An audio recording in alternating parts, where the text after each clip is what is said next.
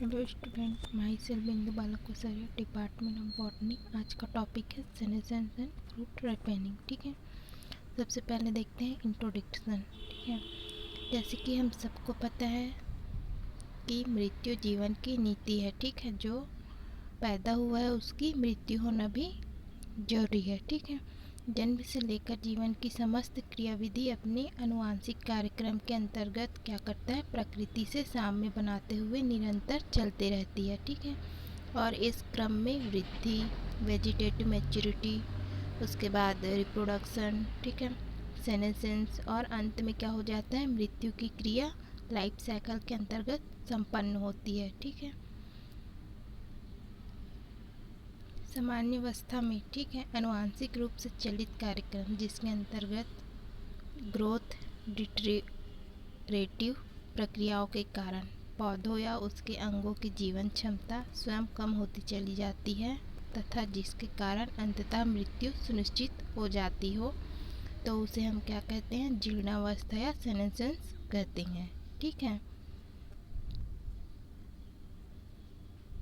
नूडेन 1998 नामक वैज्ञानिक का मानना है कि सभी ग्रोथ डिटरेटिंग प्रोसेस सेनेसेंस नहीं होती है और सेनेसेंस की परिणति मृत्यु से ही हो, ऐसा हमेशा संभव नहीं होता है। ठीक है, जैसे कि फ्रूट रैपेनिंग की प्रक्रिया जो है वो सेनेसेंस नहीं है, बल्कि यह प्रक्रिया विशिष्ट कार्य संपादित करने हेतु चलने वाली प्रक्रिया है। ठीक है, सेनेसेंस जो है वो प्रक्रियात्मक मैच्योरिटी है जो कि अंततः मृत्यु हेतु परिस्थितियाँ निर्मित करती हैं। ठीक है,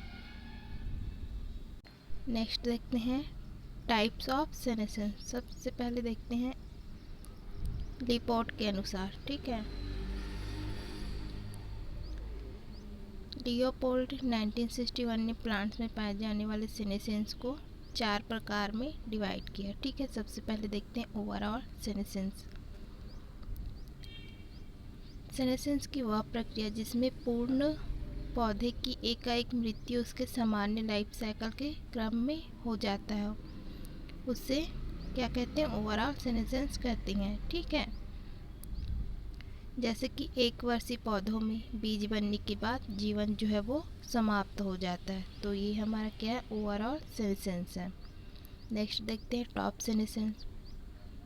पौधों के एरियल ऑर्गन के सेनेसेंस को टॉप सेनेसेंस कहते हैं। पौधे का जो एरियल पार्ट होता है वही क्या करता है, उसी पार्ट का टिश्यू जो है वो डैमेज हो जाते हैं, तो उस सेनेसेंस को क्या कहते हैं हम लोग, टॉप सेनेसेंस कहते हैं। ठीक है, नेक्स्ट देखते हैं deciduous senescence. Woody perennial plants में होने वाले डेसिडियस सेनेसेंस की क्रिया क्या कहलाती है, डेसिडियस सेनेसेंस के नाम से सूचित की जाती है। जो काष्ठी बहुवर्षीय पौधे होते हैं उनमें जो पर्ण में, ठीक है, जीर्णावस्था पाई जाती है वही क्रिया क्या कहलाती है, डेसिडियस सेनेसेंस कहलाती है। ठीक है, नेक्स्ट देखते हैं प्रोग्रेसिव सेनेसेंस। पर्ण सेनेसेंस की वह क्रमिक प्रक्रिया जिसके अंतर्गत अग्रभिसारी क्रम में पत्तियों की जीर्णावस्था सुनिश्चित होती है। ठीक है, उसे क्या कहते हैं, प्रोग्रेसिव सेनेसेंस कहते हैं। ठीक है, इसमें क्या होता है, जो लीफ होते हैं वो सबसे पहले उसकी डेथ होती है, उसके बाद प्लांट्स की। ठीक है, इसलिए किसको क्या कहा जा रहा है, प्रोग्रेसिव सेनेसेंस कहते हैं। ठीक है, नेक्स्ट देखते हैं अकॉर्डिंग टू नूडेन के अनुसार। ठीक है, नूडेन 1988 के अनुसार सेनेसेंस जो है वो 3 प्रकार की होती है। ठीक है, सबसे पहले देखते हैं सेल्यूलर सेनेसेंस। सेल के सेनेसेंस को सेल्यूलर सेनेसेंस कहते हैं। ठीक है, इसमें क्या होता है, सेल जो है वो डैमेज हो जाता है, इसलिए उसको क्या नाम दिया गया है, कोशिकीय जीर्णावस्था या सेल्यूलर सेनेसेंस। ठीक है, नेक्स्ट देखते हैं टिश्यू सेनेसेंस। कार्य तथा उत्पत्ति में समानता प्रदर्शित करने वाले विशिष्ट कोशिकाओं की समूह की जीर्णावस्था क्या कहलाती है, टिश्यू सेनेसेंस कहलाती है। ठीक है, या उसकी जीर्णावस्था कहलाती है। मतलब इसमें जो टिश्यू होते हैं वो क्या होते हैं, सबसे पहले डैमेज होते हैं। ठीक है, नेक्स्ट देखते हैं ऑर्गन सेनेसेंस। पौधों के वायवी अंग जैसे कि लीफ, फ्लावर, ब्रांचेस एक्सेट्रा के सीनेसेंस को हम क्या कहते हैं? ऑर्गेन सीनेसेंस कहते हैं। ठीक है। पौधे के जो एरियल भाग होते हैं जैसे कि पत्ती, पुष्प, शाखा, ये क्या क्या होते हैं? सबसे पहले इनकी डेथ होती है। ठीक है, उसको हम क्या कहते हैं? ऑर्गेन सीनेसेंस कहते हैं। सबसे पहले प्लांट के ऑर्गेन मारते हैं, उसके बाद प्लांट। ठीक है। फिर नेक्स्ट देखते हैं मैकेनिज्म ऑफ सीनेसेंस। ठीक है। एक संपूर्ण प्लांट्स में कुछ संरचनाएं फ्लावर, फ्रूट आदि के डिटर्मिनेटिव होते हैं। ठीक है, उसके नियामक होते हैं। जैसे कि लीफ में निश्चित अवधि की ग्रोथ स्टेज और जीवन अवधि होती है, जबकि स्टेम, रूट आदि में इनडिटर्मिनेट होते हैं। ठीक है, क्योंकि ये अपेक्षाकृत दीर्घाकृत जीवन अवधि भी प्रदर्शित करते हैं, मतलब कि लंबी लाइफ साइकिल भी हो सकती है इनकी। ठीक है, इसलिए इसको किस में रखा गया? इनडिटर्मिनेटिव में। ठीक है, अनियामक। इनडिटर्मिनेटिव स्ट्रक्चर और दीर्घिकृत मतलब लंबे जीवन अवधि उसके सेल्स में डिवीजन की निरंतरता के कारण ही क्या होती है?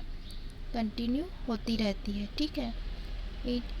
इनडिटर्मिनेटिव स्ट्रक्चर वेजिटेटिव प्रसारण की प्रक्रियाओं के फलस्वरूप नई सेल्स का निर्माण जो है वो पीढ़ी दर पीढ़ी करते रहते हैं। ठीक है, इसलिए ये ऑर्गेन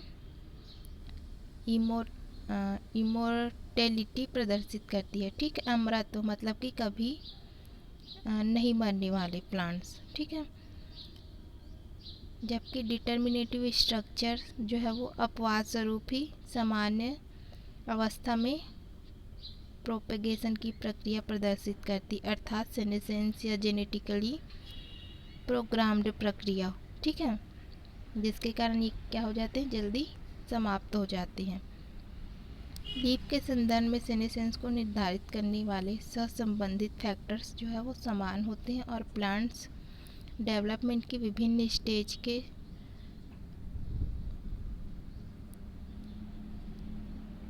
स्टेप में सेनेसेंस को क्या करता है? निर्धारित करता है कि इस स्टेज में सेनेसेंस की प्रक्रिया होना निश्चित है। ठीक है, यह प्रक्रिया पादप जाति दर जाति विभिन्न तरीकों से क्या होती है? नियंत्रित होती है। जैसे कि वेजिटेटिव ग्रोथ के क्रम में स्टेम और ब्रांचेस के आधारी क्षेत्र से लगे लीफ में सेनेसेंस जो है वो प्रारंभ होता है और वह धीरे धीरे शीर्ष की ओर क्या होता है? बढ़ते जाता है। ठीक है, ऐसी स्थिति में सेनेसेंस संभवतः लीफ के उम्र से संबंधित होती है। ठीक है,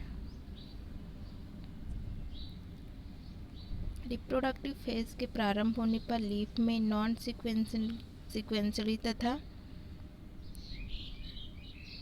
अकस्मात सेनेसेंस की प्रक्रियाएं शेष बचे लीफ में देखने को मिलता है। ठीक है, मेज के लीफ में सेनेसेंस उसके शीर्ष क्षेत्र से आरंभ होकर आधारी हिस्सों तक पहुंचता है। ठीक है, सेनेसेंस की स्थिति में पहुंचने वाले ऑर्गेन्स के सेल्स में डीएनए सिंथेसिस जो है वो बंद हो जाता है। ठीक है, हाइड्रोफार्ट्स में कॉर्टेक्स या मेसोफिल की सेल्स जो है विघटित होकर लाइसिजीनस कैविटी का फॉर्मेशन करती है। ठीक है, जैलम की सेल्स विघटित होकर वाटर कंडक्शन की निरंतरता को क्या कर देती है? समाप्त करती है। ठीक है, कुछ अन्य स्थितियों में डेड टिश्यू निर्मित होकर सेनेसेंस की क्रिया को अंजाम देती है। ठीक है, इस प्रकार से अलग अलग प्लांट्स में अलग अलग जगह से क्या होता है? सेनेसेंस की प्रक्रिया जो है वो पूर्ण होती है। ठीक है,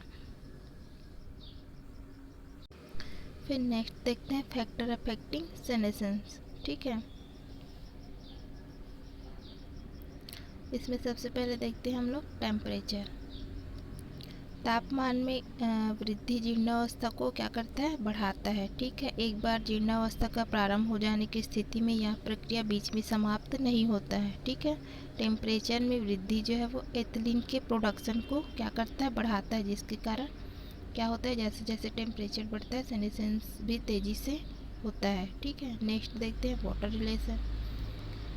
ऋणात्मक जल संबंध पौधों के अंगों तथा पौधों में विल्टिंग उत्पन्न करता है। ठीक है, नेक्स्ट देखते हैं नाइट्रोजन मेटाबॉलिज्म। सेनेसेंस के क्रम में ऑर्गेन या संपूर्ण प्लांट में प्रोटीन की मात्रा में कमी आने लगती है और इस स्थिति में अमोनिया के कॉन्सेंट्रेशन में कई गुना वृद्धि हो जाती है। ठीक है, जिसके कारण क्या होता है, सेनेसेंस जो है वो बढ़ता है। नेक्स्ट देखते हैं कार्बोहाइड्रेट कंसंट्रेशन। सेनेसेंस की स्थिति में सेल्स में मोनोसैकेराइड की मात्रा स्टार्च के हाइड्रोलिसिस होने के कारण बढ़ जाती है। ठीक है, और रेस्पिरेशन की रेट में भी ग्रोथ होती है। ठीक है, सुक्रोज को बाहर से पौधों को उपलब्ध कराने पर सेनेसेंस जो है वो रुक जाती है। यह भी एक अप्रत्यक्ष रूप से होने वाली क्रिया है। ठीक है, जो कि कार्बोहाइड्रेट की मात्रा में कमी सेनेसेंस की प्रक्रिया को बढ़ाती है। ठीक है, नेक्स्ट देखते हैं फाइटोहार्मोन्स। साइटोकाइनिन नामक हार्मोन जो है सेनेसेंस को सस्पेंशन करती है। ठीक है, जो कि रिचमंड लैग इफेक्ट भी कहलाता है। ठीक है, एथिलीन नामक हार्मोन जो है वो मैच्योरिटी में अत्यंत कम मात्रा में प्लांट या प्लांट ऑर्गन में होता है और उम्र के बढ़ने के साथ साथ धीरे धीरे एथिलीन प्रोडक्शन और उसका कॉन्सेंट्रेशन बढ़ते जाता है। ठीक है, एथिलीन की वह मुख्य हार्मोन है जो कि सेनेसेंस को अपनी सक्रियता से नियंत्रित करता है। ठीक है, फिर नेक्स्ट देखते हैं importance of senescence. Senescence plants के डेवलपमेंट में कैटालाइज की तरह कार्य करता है। ठीक है, एक उत्प्रेरक की तरह। ठीक है, ऑर्गन जैसे कि leaf senescence, flower fruiting senescence आदि के द्वारा पौधे को आने वाली पर्यावरणीय कठिनाइयों के प्रभाव से भी बचाता है। क्योंकि अत्यधिक तापमान या प्रतिकूल स्थिति आदि में इनका विल्टिंग हो जाता है। ठीक है, और पुनः अनुकूल परिस्थिति के आगमन पर नई नई लीफ एवं ऑर्गन्स का फॉर्मेशन कर सिंथेसिस प्रक्रिया में ग्रोथ कर पौधे अपने वातावरण के प्रति अनुकूलता बनाए रखते हैं। ठीक है, जीर्णावस्था का सूखा तथा पानी की कमी, सॉइल में पोषक पदार्थों की कमी आदि की स्थिति में समयपूर्ण सेनेसेंस का अभिप्रेरण कर पौधों या उसके प्रोडक्शन को प्राप्त किया जा सकता है। ठीक है, पर्णविलगन के समय जीर्णावस्था के फलस्वरूप लीफ अपने उपयोगी खनिज लवणों तथा बचे कार्बोहाइड्रेट का स्थानांतरण मुख्य पादप के स्टोरेज ऑर्गन जैसे कि डेवलपिंग सीड्स में कर देती है। ठीक है, इस प्रकार से सेनेसेंस जो है वो इम्पोर्टेंस रखता है प्लांट के लिए। ठीक है, फिर नेक्स्ट देखते हैं हम लोग फ्रूट राइपेनिंग या फल का पकना। ठीक है, मैच्योरिटी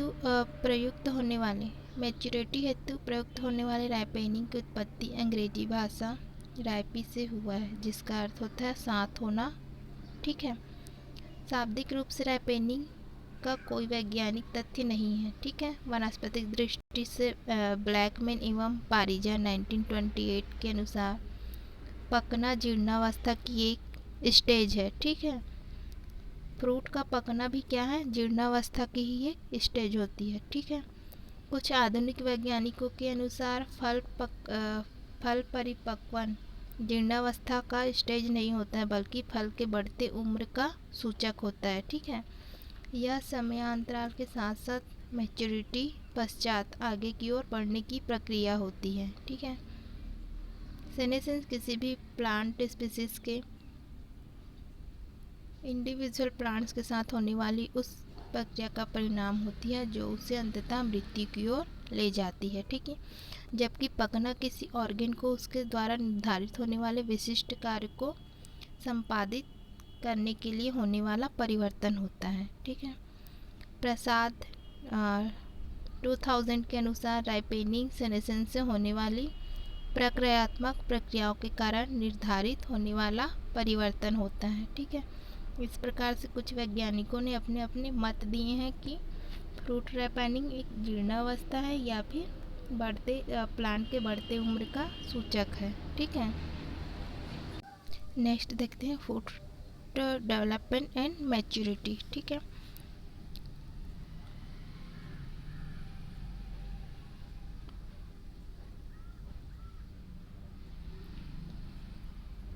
परागण एवं निषेचन, ठीक है। पॉलन ग्रेन और फर्टिलाइजेशन के बाद फ्लावर के ओवरी क्षेत्र को छोड़कर अन्य ऑर्गन जैसे कि calyx, Corolla, androecium, gynoecium, style और स्टिग्मा क्षेत्र सूखकर क्या हो जाते हैं, गायब हो जाते हैं, ठीक है। फर्टिलाइजेशन के बाद ओवरी जो है डेवलप एवं विस्तृत होकर, ठीक है, फ्रूट में क्या हो जाती है, परिवर्तित हो जाती है, ठीक है। ओवरी से क्या होता है, फ्रूट का ही फॉर्मेशन होता है, ठीक है।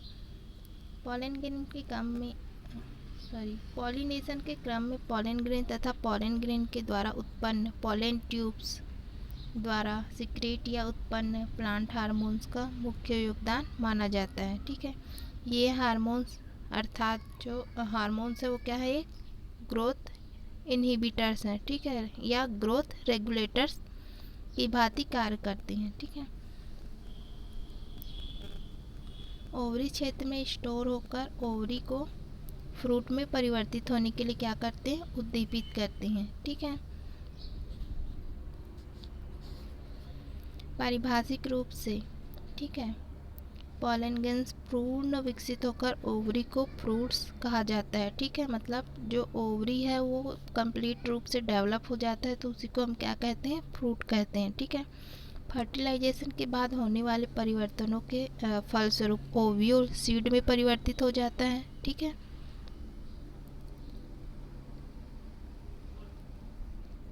पॉलिनेशन के बाद ग्रोथ रेगुलेटर मटेरियल के प्रभाव के कारण, ठीक है, ओवरी एवं फिजियोलॉजी में कई परिवर्तन होते हैं, ठीक है, जिसके कारण ओवरी में क्या हो जाता है, फ्लेसी पैरेन्काइमेटस टिश्यू बनने लगते हैं, ठीक है। साथ ही बहुत से एसिड बेस और शुगर का फॉर्मेशन भी होता है और ओवरी की दीवार भी अपेक्षाकृत क्या हो जाती है, मोटी होती है, ठीक है, जिसे हम क्या कहते हैं, पेरिकार्प कहते हैं, ठीक है।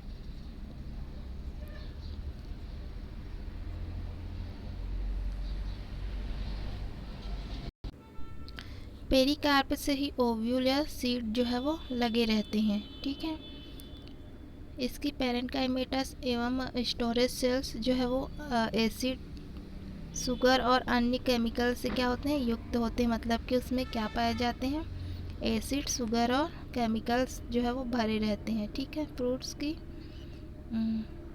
पेरिकार्प सिंगल लेयर या एक से अधिक लेयर की हो सकती है, ठीक है। मोटी फ्लैसी पेरिकार्प होने की स्थिति में उसे अलग अलग उप लेयर्स द्वारा सूचित किया जाता है, ठीक है। अधिकांश थिक पेरिकार्प 3 लेयर की बनी होती है। आउटर लेयर को हम क्या कहते हैं, एपिकार्प कहते हैं, ठीक है।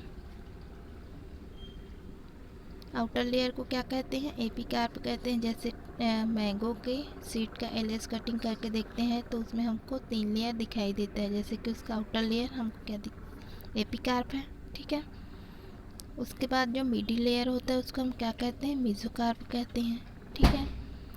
और सबसे अंदर के लेयर को हम क्या कहते हैं, एंडोकार्प कहते हैं, ठीक है।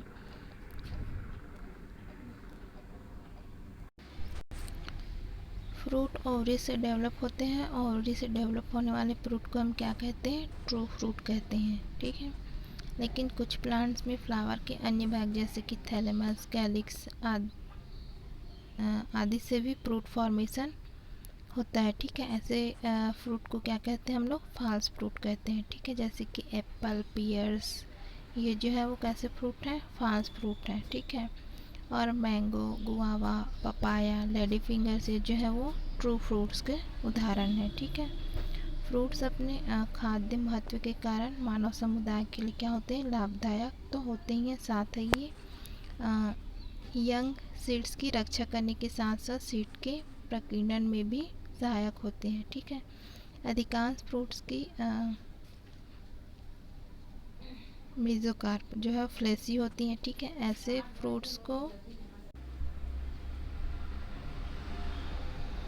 फ्रूट को हम सक्सुलेंट फ्रूट कहते हैं या फ्लेसी फ्रूट कहते हैं, ठीक है, जिसके मेसोकार्प जो है वो फ्लेसी होते हैं। लेकिन कुछ फ्रूट्स में मेसोकार्प मांसल ना होकर कैसे होते हैं, बहुत थीन होते हैं। ठीक है, ऐसे फ्रूट्स को हम ड्राई फ्रूट्स कहते हैं। ठीक है, फ्रूट के मध्य में ही सीड स्थित होता है।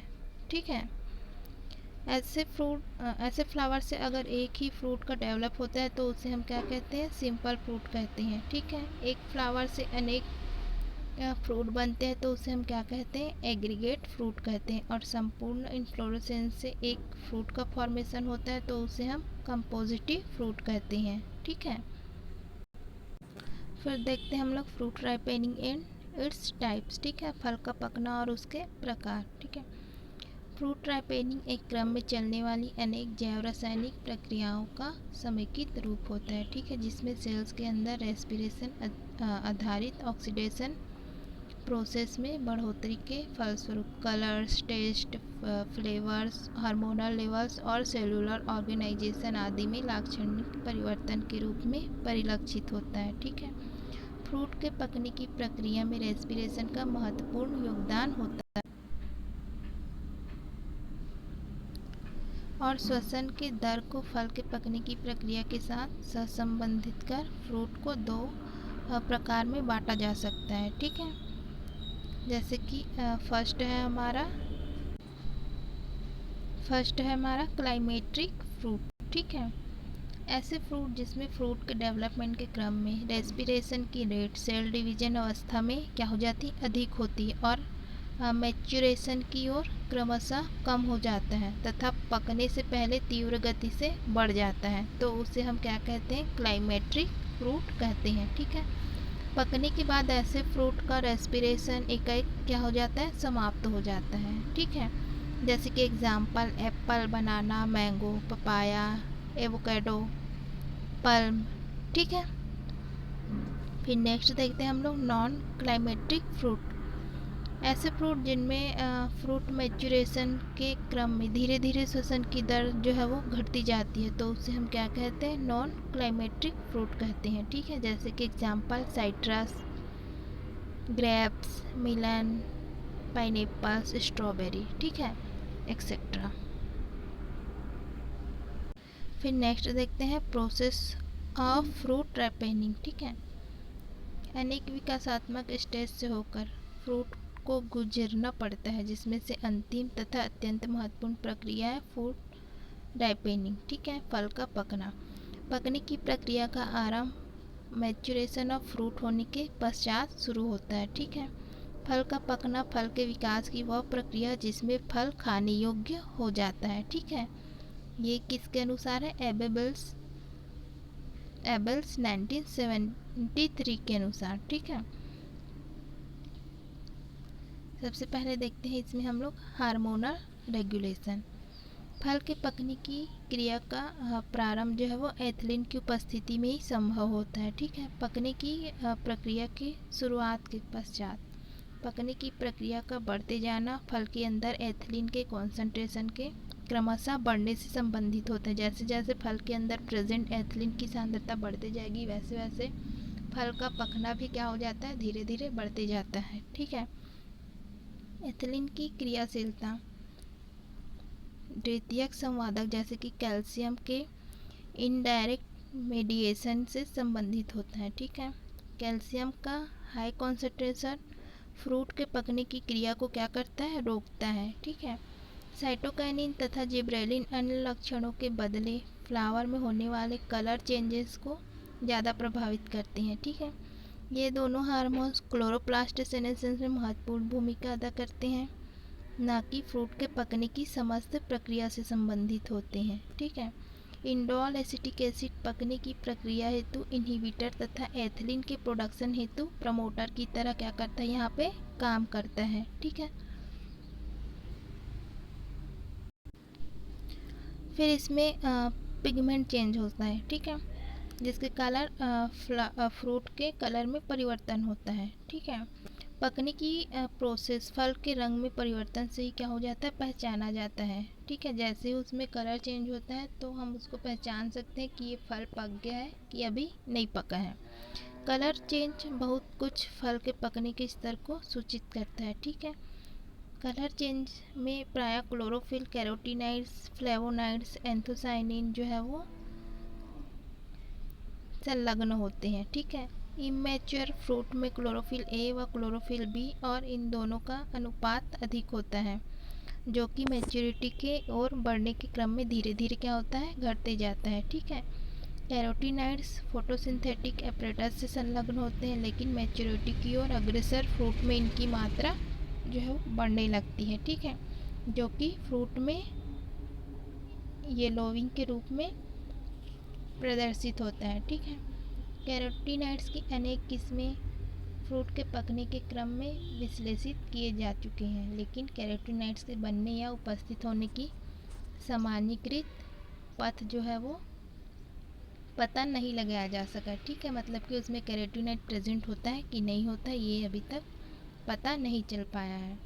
कुछ फ्रूट जैसे कि लीची, एप्पल्स आदि में फ्रूट की पकने की प्रक्रिया के आगे बढ़ने के क्रम में एंथोसायनिन का संग्रहण फल में क्या होता है, बढ़ते जाता है। ठीक है, साइटोकाइनिन, एंथोसायनिन एवं फ्लेवोनाइड्स के संग्रहण अथवा निर्माण को ये क्या करता है, रोकता है। ठीक है, फ्रूट में शुगर का संग्रहण एंथोसायनिन के जमाव को बढ़ाता है, क्योंकि सुक्रोज लाइट एवं कार्बोहाइड्रेट को आंशिक रूप से बदलकर एंथोसायनिन सिंथेसिस को बढ़ाता है। ठीक है, रंग परिवर्तन बहुत हद तक लाइट तथा टेम्परेचर पर भी डिपेंड करता है। ठीक है, कम टेम्परेचर की उपस्थिति में रंग परिवर्तन में कमी हो जाती है। कम टेम्परेचर की स्थिति में कलर परिवर्तन के क्रम में एंथोसायनिन का जमाव जो है वो आसानी से होता है। ठीक है, टमाटो में पके हुए फ्रूट का रंग जो है वो लाल होता है, जो कि लाइकोपिन नामक पिगमेंट के कारण होता है। ठीक है, फिर नेक्स्ट देखते हैं हम लोग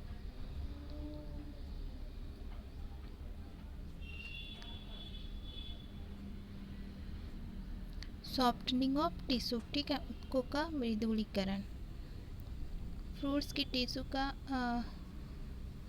सॉफ्टनिंग लगभग सभी पक रहे फलों में होता है। ठीक है, जितने भी फल पकने वाले होते हैं उसमें क्या होता है, टिश्यू सॉफ्टनिंग पाई जाती है। ठीक है, यह सेल वॉल की संरचना तथा घटक पर निर्भर करता है। सॉफ्टनिंग के क्रम में पैक्टिन, पैक्टिक एसिड, पैक्टिनिक एसिड पर अनेक एंजाइम जैसे कि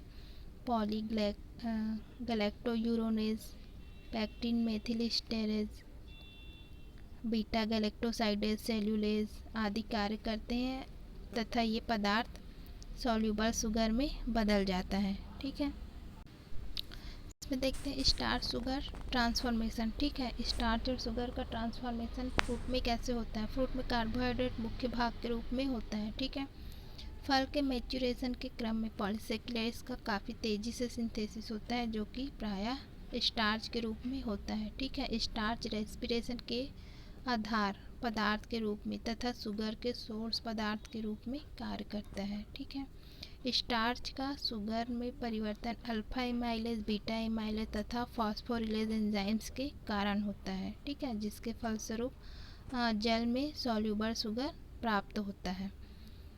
ये शुगर ही फ्रूट्स के स्वीटनिंग के लिए क्या होते हैं, जिम्मेदार होते हैं। ठीक है, उदाहरण के लिए बनाना, मैंगो।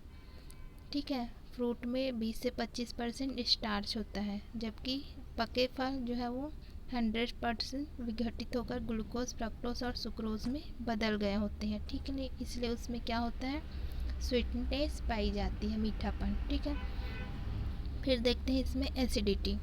स्टार्च के बाद नॉन वॉलेटाइल ऑर्गेनिक एसिड दूसरे मुख्य घटक होते हैं। ठीक है, जिनका परिवर्तन फल के पकने के क्रम में होता है। शुगर और एसिड का अनुपात से फ्रूट के सुगंध तथा पकने के स्तर का पता चलता है। ठीक है, साइट्रिक एसिड तथा मैलिक एसिड की मात्रा फ्रूट के पकने के समय जो है वो बढ़ जाती है। ठीक है, मैलिक एसिड की बहुलता एप्पल, बनाना, चेरी, पीच आदि में होता है, जो कि साइट्रिक एसिड की अधिकता। ठीक है, fig, lemon, guava, strawberry, pineapple में देखने को मिलता है। ठीक है, फिर नेक्स्ट देखते हैं हम लोग डेवलपमेंट ऑफ अरोमा। अनेक फ्रूट अपनी विशिष्ट गंध की उपस्थिति के कारण अपने पक जाने की स्थिति को सूचित करते हैं। ठीक है, कुछ फ्रूट्स में क्या होता है, पके हुए फ्रूट्स में स्मेल आता है। ठीक है, वो क्या करता है, इंडिकेट करता है कि ये फल जो है वो पूरी तरह से पक चुका है। ठीक है, विशिष्ट गंध शुगर एसिड के अनुपात में परिवर्तन तथा उसके फलस्वरूप वाष्पशील ऑर्गेनिक पदार्थ जैसे कि organic acid, alcohol, asters, carbonyl compound, hydrocarbons एवं टर्पिनाइड्स के सिंथेसिस के कारण डेवलप होता है। ठीक है, जैसे कि सेब में एथिल 2 मेथिल ब्यूटेराइड की अत्यंत मात्रा ही पके सेब की विशिष्ट खुशबू को निर्धारित करता है। ठीक है, बनाना के विशिष्ट एरोमा लगभग 200 तरह के वॉलेटाइल एरोमेटिक कंपाउंड्स फ्रूट के पकने पर बनते हैं। ठीक है, जो कि विशिष्ट स्वाद हेतु फ्लेवर फॉर्मेशन का काम करता है। ठीक है, कृत्रिम रूप से फल को पकाने के लिए एथिलीन अथवा एसिटिलीन आदि का उपयोग केला तथा आम आदि के फुली मैच्योरिटी फ्रूट्स को पकाने के लिए किया जाता है। ठीक है, गर्म जल में डुबाने से भी फल, खासकर आम के फल जो है वो जल्दी से पक जाते हैं। ठीक है, अल्प विकसित फल भी कृत्रिम उपचारण के द्वारा पकाए जा सकते हैं, लेकिन पूर्ण विकसित तथा मेच्योर फ्रूट कृत्रिम रूप से पकाए जाने की स्थिति में भी उनके स्वाद अथवा एरोमा में परिवर्तन नहीं आ पाता है। ठीक है, इस तरह फ्रूट के पकाए जाने की क्रिया को हम क्या कहते हैं, आर्टिफिशियल फ्रूट रैपेनिंग कहते हैं। ठीक है,